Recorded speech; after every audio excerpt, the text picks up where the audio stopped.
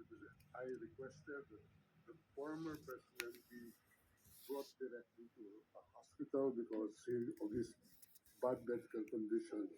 It was almost a 24-hour wait. He just came from Hong Kong, not allowed to visit his home, not even allowed to see a doctor in a hospital before he could be reported here. Not we made the request hospitalization, and they gave the assurance that he will be brought to hospital. And I asked for the name of the hospital. Up to now, they have not given us the name of the hospital.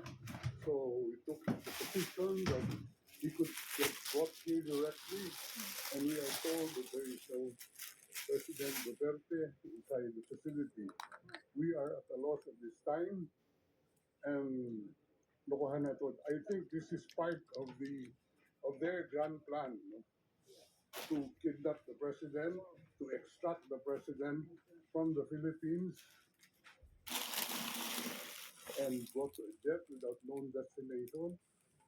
I was even forced to join the train without any valid visa coming here.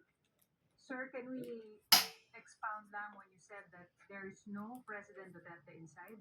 They Who are, said? they are telling me that there is no Rodrigo R. Duterte inside this facility.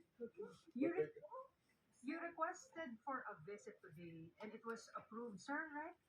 we have requested ICC for a visit because they do not disclose what hospital he was brought to, and we assume that he was brought here last night after the training. That's all I can say Okay. as of the moment. Is it possible he is in a hospital somewhere?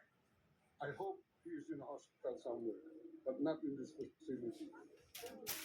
He is allowed, according to ICC regulations, any detainee is allowed to communicate. Has he communicated to any of you? None. Zero, sir. We don't have any opportunity. We don't know where he is right now. Oo. He doesn't have any. He doesn't even have his medicines with him. Sinakay siya sa ambulance, binigay lang namin yung mga records sa kanya, and sabi, he will be well taken care of. Right. And we will be informed immediately of the name of the hospital. But hanggang ngayon, nakakalungkot ganito ginagawa nila. So, Sec, what's the next step? What are the plans? We are going back to the ICC and ask them where he is right now. Because a family member is waiting here to see him. Yes. How is the Vice President? Well, she's waiting. Okay. And I would assume the president would want to see one of the members of this Yes. family at this So, point. Sec, the Vice President wants to see him. Is there a schedule for her visit now? That's what we are arranging, but we're at a loss where he is right now. Okay. So, how about you, sir? Alis muna pa ba kayo? Alis ako dito. Pinapalabas nga kami. Oh. Oh my God. Anong gusto nila gawin? Standby ako dito. Ang lamig-lamig. Ano po yung response nila sa inyo nung nag-request po kayo for a visit? Wala. Ayan. Wala daw, request for a visit dito. Wala daw ano dito. Walang peso by the name of President. Alright. Sir, hindi yan totoo kasi nandun. Mamaya na. Pero sir, the embassy said that you're allowed a visit. Ano kayang pinagmumulan nun? Hindi. Ano yan? Right ng accused yan. Opo. To be by counsel. May schedule sila Thursday. Parang definite. I don't know yan. But ako, as far as my understanding of the law is, he has the right to counsel at Okay. any time. And you're acting as an official. One of the counsel, and they don't even recognize my appearance here. Okay. Nasaan po si VP Sara? I don't know where she is right now.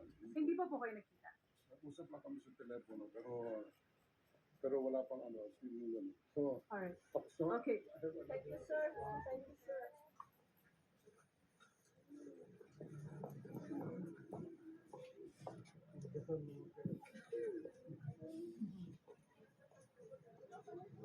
Thank you.